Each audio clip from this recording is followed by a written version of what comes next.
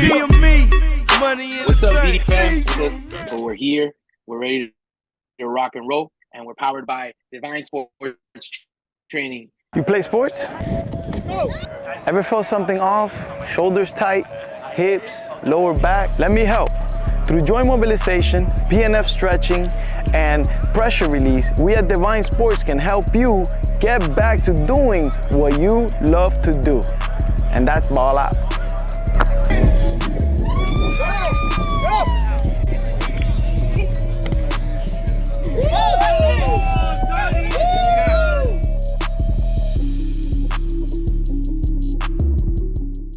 Go out and hit up Andy Garcia for any of your physical therapy needs, your stretching needs, your training needs, anything you need, hit him up. Play yes, sir. Video. Make sure you get that appointment in there. Make sure you get that appointment in there because that boy books up day of. And we're back. So, I haven't brother, had a chance to get a stretch by him. Bro, it hurts. I already told you a few times. I haven't had a chance to get stretched by him. It's painful, but worth it, bro. My neck was banged up after game one. You gotta stop. Hold on. Que hola. What's up, DD fam? Welcome to week 4. Our apologies for not coming through for you week 3. We had some technical difficulties. Just like that. Yep, just like that. We had some birthdays. We had a few shit go down, but here we are. We're back. Shout out, yes sir. Shout out to Divine Sports Training, our sponsor for this show. Andy Garcia, hit him up for all your stretching needs, your activities, your athletic, anything you need. He's got you. Play that video. And we're back. All right. Yeah, man. And also, don't forget to book your appointments. Yeah, definitely. My man gets booked up. I haven't had the pleasure of getting stressed out by him. And that's because I don't book my appointments. So there's that. No, it's worth it, bro. I know I've already said it. That shit is painful, especially if you're like hurting, hammy, whatever's you're going through. That shit's going to hurt. It's not going to be pleasant. But, bro, it really helped, bro. My knees, my freaking neck. Last week in between games, or week 3 in between games, dude, I couldn't look. Like, I was like this because I don't know. I did a mad gesto, bro. I hadn't slept in 2 days. And I swear to God, this guy, I mean, I thought I was going to start crying, but hook me up. Hook me up. That's for sure. Let's start off with the dud and the stud of the week, man. Let's start off with the stud of the week, Mr. Two-Time. Bro, I mean, obviously, we're going to get into him a little later on when the MVP conversation comes up. Absolutely. Personally, I think DD Live has it wrong. My man, Johan, 2-time stud of the week, well-deserved. My man has 35 out of a possible 36. Yeah, no, he's killing touchdowns. it. Killing it. That's crazy, man. Crazy. Let's get your defensive stats up, and I think it's a done deal. Dud of the week, 0-3. Who was it? PB. That's all I'm gonna say. PB, baby. PB, Mr. Pussyball, right? Yeah, man. Man. Bro, how many times do we see this, bro? You show up on a show and you fucking shit the bed, bro. It's the best. I was rooting for him, not because of him, because of Kurt and Chink and our boy. Yeah, listen, I don't ever want to be on that Beyond the Scrub show, bro. That chair is haunted by PD Maribel. I don't care what anyone tells me, bro.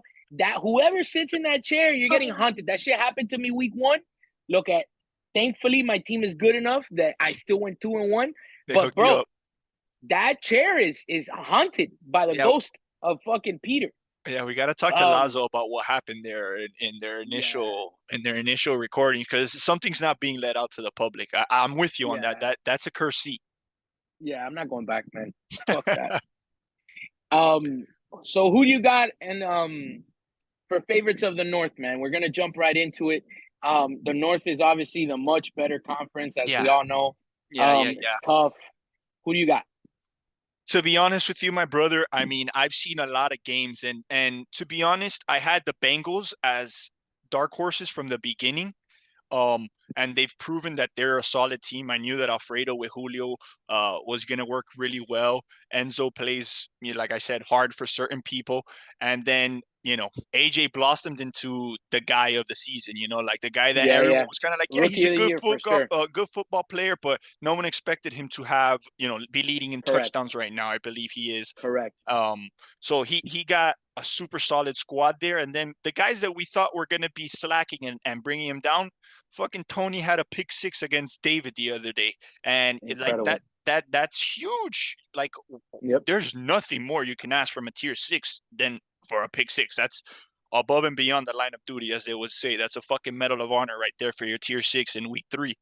So I have them and the Dolphins tied just because I haven't seen the Dolphins really have any struggles, with the exception of that Giants game. And again, that was like, as we can say, as high a profile game is in DD. Yeah. Kind of like a big heavyweight matchup. Somebody's always possible Super Bowl champion matchup. Exactly. So that was like a big game with a lot of people watching. Last one of the game of the day, they were both undefeated. So those kind of things, even though it's DD, it's not the fucking NFL. Those kind of things add up. Even in a small scale, they could affect the game. But I haven't seen them really struggle against any team that they should be beating handedly. And I've seen them play really well against the teams that, should be giving them a good game. So I have the Dolphins and the Bengals up there. And then slightly behind them, I have the Cowboys, just because, again, I think they're pretty well put together. Granted, I do think that they lack a little on the back end. Angel is a fast guy, but he lacks a lot of IQ, which you'd want more IQ from the lower tier guys, that you can't hide athleticism from. Mm-hmm. And, so I think that's what brings them down a bit. But Peter and David are going to lead them. I think they'll make a deep run in the playoffs. And then I have you guys as the bottom. Not the bottom, but last in that division, because I don't count the bottom 2 teams in each tier. Like the 6 and 5 seeds this season is not the same as before. They're literally bottom 4 teams of their conference, and they're still making the playoffs because of 16 teams. But I mean, I think it's a 4-horse race there, just like in the other conference. I mean, I'm with you too. I got the Dolphins as a slight favorite. I just played them. We should have beat them, honestly. But it is what it is. We got DD. That's what happens. And then I also have the Bengals right behind them. I mean, I'll be honest. In the beginning of the season, when I first looked at the rosters, I didn't have the Bengals as my top 4 team. Yeah. But immediately when you had them, I was like, oh shit, yeah, that team's legit. Hold on, let me write this down. And I put them on there. I have us and the Cowboys pretty much tied. I mean, we play this week, so I think that's pretty much going to be for the 3rd seed. We match up pretty well against them as far as like rushing is concerned and stuff like that. So it's going to be interesting to see what they do. But again, bro, they have the GOAT, so you know how that is. You never could count that guy out. And bro, I have the Vikings at the bottom there. As the 5th seed. Bro, it's más o menos and Johan throwing. It's pretty much what it is. You know what? I think the team is really well put together. But I think that in DD, you need to have that cohesiveness. You can't just come one week, one team, though. another week, another team. Bro, but like Chris, in DD, no. Chris, Andy, and Ant have all played together. Right. Johan can throw to anybody.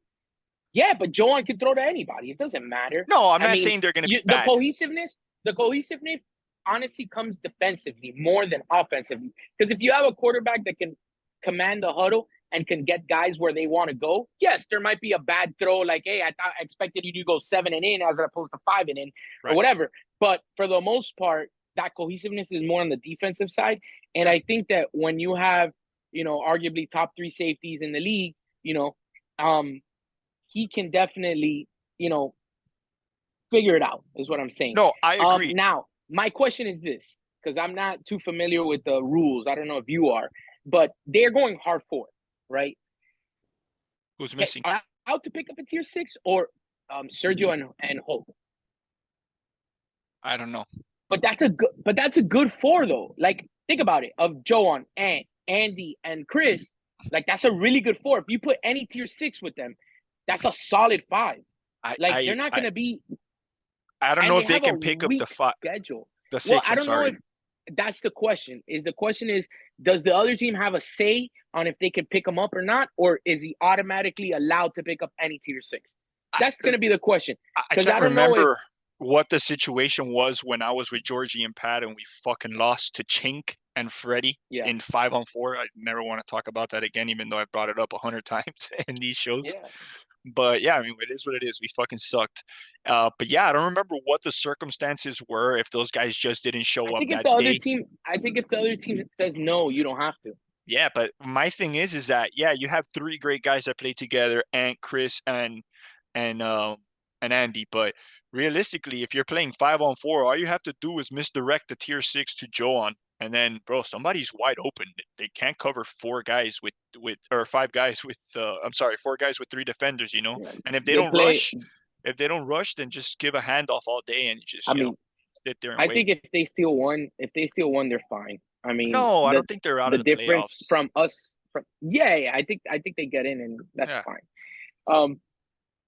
Ultimately, like you said, it's a 4 to 5 horse race on the north side. On the south side, I think things just got really interesting. Yeah. I'll start off on the south. I still have the Giants as the favorite, but slight though, not as big as a favorite as they were. Obviously the Seahawks got better with that trade. Sorry, buddy. Okay. But they did. And obviously the Bucks, I think, are tremendously better. I mean, that's a really good team. I mean, you have obviously Lulu and Tronky, which, it is what it is. But ultimately, I have them as the 2 seed. I think obviously Raymond is going to end up as the 2 seed, but I think the second best team in that conference is the Bucks. When everyone is fully healthy. And then I would go Seahawks and then Falcons. That's kind of how my top 4 shapes out. I got to see how hurt is Chris D. Everyone's talking about him being hurt. I mean, that's huge. Because if he's hurt, like how he was 2 or 3 seasons ago, he couldn't even move. No, it was like 2-3 seasons ago when we were in Tropical Park. I feel like or maybe it was in the playoffs last season that he got hurt as well. I feel like always towards the end of the season, something happens to him, or a groin or a hammy. Like he just starts to get like, not that he falls apart as a team, but like him physically, he starts getting hurt because he does carry a lot of loads that he plays on the teams. He has to do it everywhere. So we'll see that too. So yeah, man, if you have to ask me, gun to my head, believe it or not, I think the Bucks come out of that division. I have a surprising take here, and it's going to be surprising again, just because I don't know if these, Chris D's injury will impact their record in the next 2 weeks and drop them out. Because if that's the case, ahead. How many points ahead? They have 1 loss. How many losses do the Falcons have? 3? 3, and then after that, it's like 5. Yeah, it's like 4. I'm sorry, it's 4, which is the Seahawks, but that's 3 games, bro. These guys can go 0-3, and they still have the bye this week. You get what I'm saying? No, I get what I'm saying, but there's 2 weeks left. I'm saying if they do really poor in the last 2 weeks because of Christie's injury, then they could definitely drop out of the bye. They're not dropping out of the playoffs 100%, not even close. No. They clinched already. I did the math. They clinched already. They could go 0-7. They could go 0-7 and still make the playoffs. And they'd be 500, right? Yeah. So I don't think that's going to happen, but at worst case scenario, let's say they only win 3 games in the last 7, and they go 3-4. They're up there. They're possibly still a bye, which would be huge for them. But if they happen to drop out of that bye, I think their chances of getting out of the conference now, the way it's built, is a lot more difficult than before.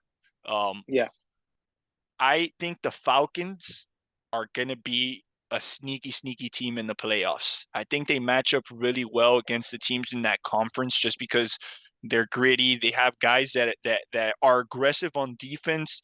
They have a guy that's Dusty. He's all over all over the field. I mean, granted, he's not Al. I'm not saying he's Al, but he's, a little mini version of Al. He's gonna get to wherever he has to get to. Granted, everyone can get beat at any given time, any game. It is what it is. But Dusty's a gritty guy. You have Jordan Wakeman, who's fucking aggressive as shit on Amazing. everything. Yeah. You have Clint, who again, he's not the most athletic guy, but he's aggressive. You have a Smart, mismatch man. in tier 6, and then Raymet's been hurt, but bro, he fucking balled out the Yeah. other day with a messed up knee, and I mean he's had now a full few weeks to recover. So I think they're gonna edge it out, and then I think right behind there is the Bucks, because that Tronky and Lulu connection is gonna be something else, and I think they're gonna do really well as well. But ultimately, I think the Bucks and the Seahawks are like pretty much equal teams in the If they sense if of they like play tomorrow, if they play tomorrow with full squads, who wins? the Bucks. I agree. I think the Bucks have better defensiveness. Like in all in like with all bias aside, yeah, 100% the Seahawks got better. I think that me and Chris M are relatively a wash. As far as like, I could say we could cancel each other out. Maybe some people disagree he's better than me, or other people think I'm better than him, whatever it may be. But I think it's not that far apart as far as, us as players. Gary, 100%. No disrespect to TP. TP is TP. an Yeah, athlete, yeah, but yeah. he's very raw still, and he's still my teammate. I have no shame in saying he's very raw. If he has the right guidance, in a few years, Jesus. he's gonna be pretty nasty, because I think he's like 22 years old, 23. He's still young. Jesus. Yeah, yeah. So That would TP hey, is athletic, but he's very raw. He doesn't have. I don't know if he played high school correct. football or anything. He doesn't really have like what I see Seems like as he like did. um Yeah. full flag football route tree kind of thing. Like it's just not there yet, but I think it'll get there. And Louis for Vic is obviously a little bit of a drop off, but you gain that with Gary, because Gary takes up a lot of Of course. space on defense. Yeah, yeah. He's a little more experienced as safety, even though I don't think he's a super super top gun defender. Um, and then he gives you a huge weapon on offense. Now Perra needs to hit him. Perra's been good. I mean, he hasn't been inaccurate. I'm not gonna lie. We've dropped a lot of passes and like killed momentum for him. Um, but at the same time, sometimes he's on, sometimes he's off.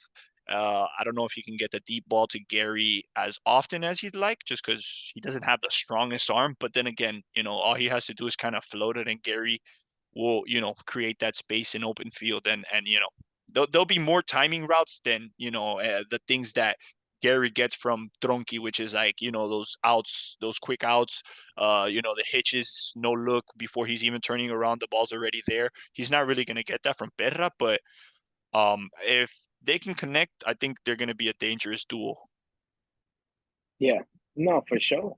It's gonna be interesting, man. I mean, obviously, week 4 is the turning point. I always Yeah, tell yeah. people, week four, you kind of separate who's the men from the boys, and then week 5 is where you figure out what you're playing for. You're Yeah, playing for a bye. You're playing to get in. You're playing for, you know what I'm saying? yeah. So this is, to me, bro. I would have to say this is probably the most important week of the season Yeah, for this sure. is this is the most important week of the season to me, because you set yourself up for that Bro, next week. Like, you need week to know 5, what you're correct, playing for next week. If you're next correct, week like, I don't even know if I'm gonna make it, bro, that's already like really awful. Like, you want to correct. be in the driver's seat week 5. Correct. Yeah, yeah, exactly. All right, for sure. So next we go to upset of the week. So man, let me tell you, there's a lot of sweeps that Yeah, these but not guys much got, to man. pick from, brother. Let me tell you, not much to pick We from. probably picked the same one. I don't think so. What do you got? I got Falcons over Cowboys. No, I disagree. I think the Jags are rolling in they're trending up, and it's going to contradict what I said, but I think that they match up well against the Bengals. And I think the Jags, Okay, if Drew can complete passes, this is all contingent on Drew not being awful, but I mean, he went correct, 2-1, so it seems like it worked for him with his new guys. So correct. if Yeah, he can continue that, and he can target the mismatches, which I think he'll have with the height and speed of Marley and Montano combined, I think that he should be able to, in a close game. I don't think they'll score yeah, 4 to win, and I don't think the Bengals will score 4 either. But I think they'll edge out in a scrappy, like a 3-2. One of those games that end in the last. They go to the wire. Yeah. I mean, and that's how I feel about the Falcons and the Cowboys. I mean, these guys match up well. Whenever you have like a really good rusher, you can match up well against the Cowboys. Like if I would out, for example, like I would probably throw Dusty and Wakeman at Peter and David, Yeah, and great. make them throw the ball quick and get that ball out of their hands. And I think that's the recipe to beat them. And I think the Falcons have the personnel to do it. So I like the Falcons over the Cowboys. That's for sure. Yeah, I know. And like you said, to add to that point, and it's no disrespect to the other Cowboys players, but No, of course. if Xviii, Angel, Yasid, and Peter Velez Peter. beat you, you know, they beat you, bro. Correct. It is what it they is. beat you. Correct. Yeah. You I mean, take obviously, that, but you have to shut down Peter and David. Correct. Obviously, Chris Z is gonna get his shit. He always does. Always. I mean, he's a fucking stat pattern, bro. Holy shit. For the DD, he's like a he's amazing weapon for anybody, amazing. Apparently. So we'll see what's up, man. We'll see what's up. Let's shift our focus to the MVP rankings. Personally, I think this is a two-man race. DD Live came up with Fredo.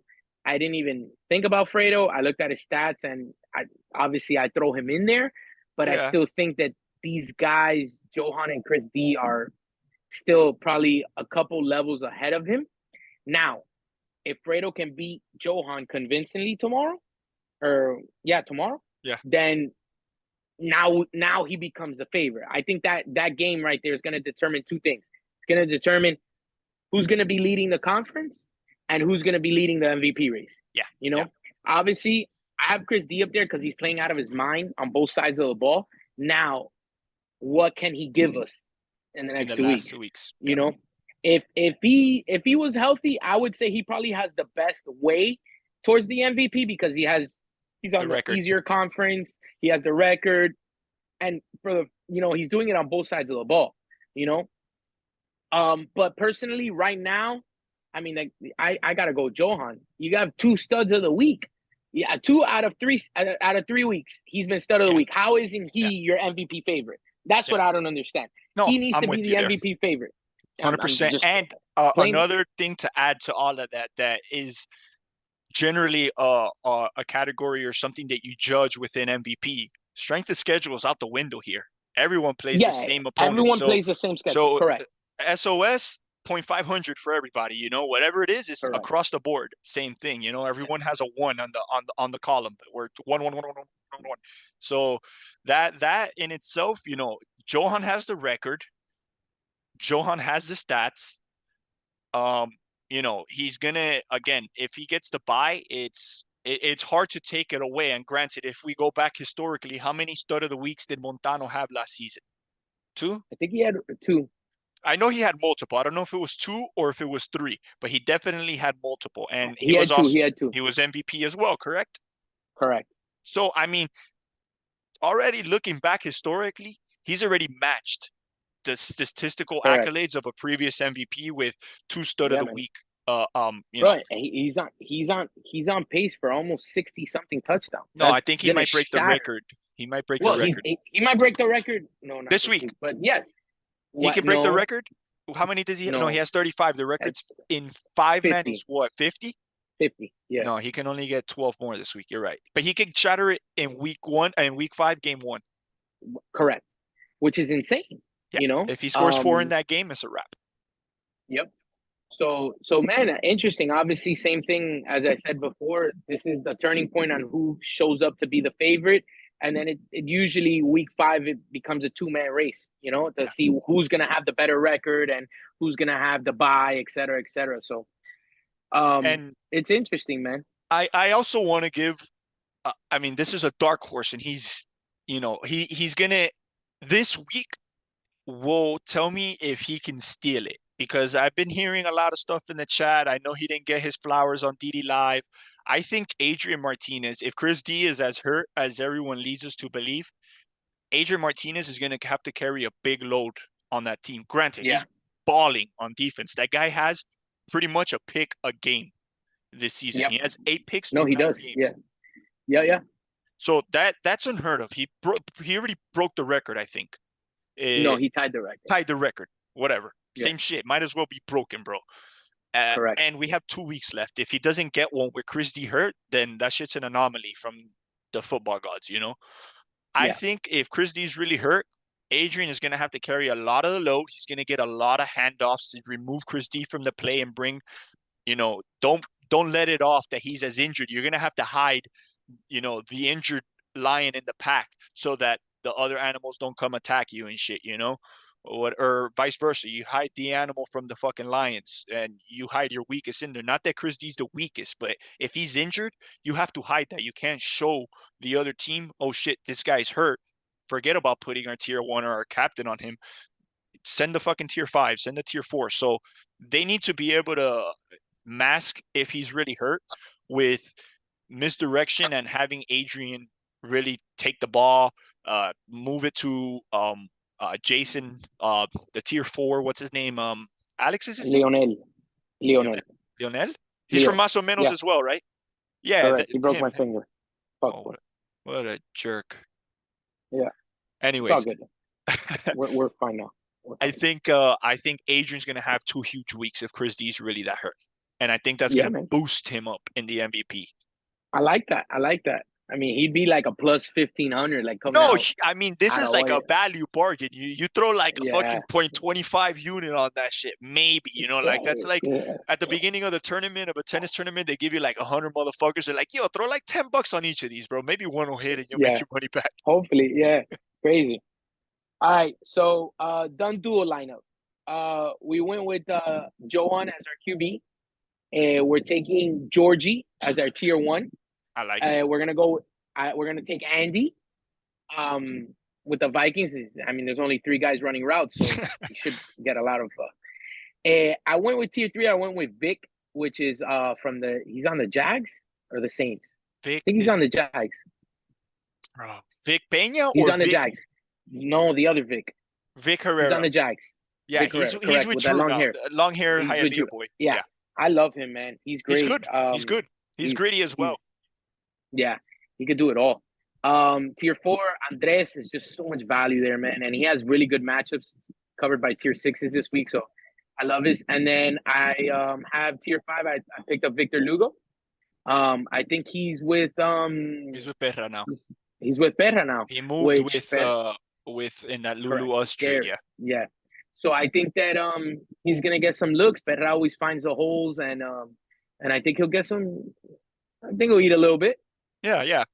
I think the Moscoso jig is gonna be up right now because now Moscoso kind of moves up a little bit. He's not the tier 6 anymore. Vic Lugo's the tier 6. So now he has to be the tier 4 because Perra has to be the tier 5. Exactly. So Moscoso, not that he's not going to eat. Moscoso's still nice. He's really nice. And even next season, he'll be a tier 4 and he'll still eat. He can get covered by tier 4s and still play really well. But yeah, he's going to have to do a little more now at actually tier 4, not tier 6 anymore. All right, for sure. All right, man. Now let's go to our favorite part of the segment. Yes, sir. Stella Dimes picks of the week. What's your record this year? I'm 8-3, papa. Put it this way: $100 a play, you'd be up $480 right now, and we missed a week. Yeah, I'm 4-2 on the year. I haven't had as many plays, but I have 5 plays today. Okay, I only got 4 plays today. All right, so we're gonna start it off in college football. I'm taking Michigan State plus the 5 against Rutgers. I'm taking Bowling Green plus 4.5. I'm taking FAU over 59. And then I'm taking my talents to Euro soccer. I got Hungary and Serbia under 2.5. Hungary. Can't even pronounce it. Hungary. Hungry, my brother. Hungry and Serbia. Whatever, bro. Under 2.5. And then in the NFL, I'm taking the Patriots plus 3. Okay. Who they play this week? I want to say the Raiders. I like that. The Raiders versus, oh my God, that game was pitiful this week. Pitiful. I mean, I hit, but pitiful. That was so bad. I don't think they scored in the second half, right? Nope. I'll take it. I fell asleep. I woke up. I was like, oh, my teaser's going to hit over 35. That's easy money. All they had to do was score 1 touchdown. Nope. Woke up negative. Yeah. All right. I got... For the first time in Sgss history, I'm going to give you guys a little teaser. I don't give teasers out too often, but I saw this. And let me tell you something. I like to look at all my bets and think there's no way this one can lose. But I look at this one and I say, there's no way this one can No lose. way. This is a 3-team, 10-point teaser, NFL. Okay. You got the Chiefs versus the Broncos -0.5. You're buying 10 points there. Fins versus Carolina -3.5. And then you have the Eagles +3. How does this lose? Tell me which one loses. Who do the Eagles play? I don't remember. I forgot, to be honest with you. I can tell you right now. So they're 7-point favorites. Yeah. The Eagles play a scrub team. I think it might be. If it's +3, that means if they tie, if they lose by 3, it's a tie and you lose the bet. I know, bro. Because there's no pushes. There's no pushes on teasers, right? Correct. The Eagles play the Jets, bro. Oh, you're good. Yeah, come on, man. These should be good. You're good. You're good. So I got that that's teaser. the only game that scares me. That's the only game that scares me. I got that teaser.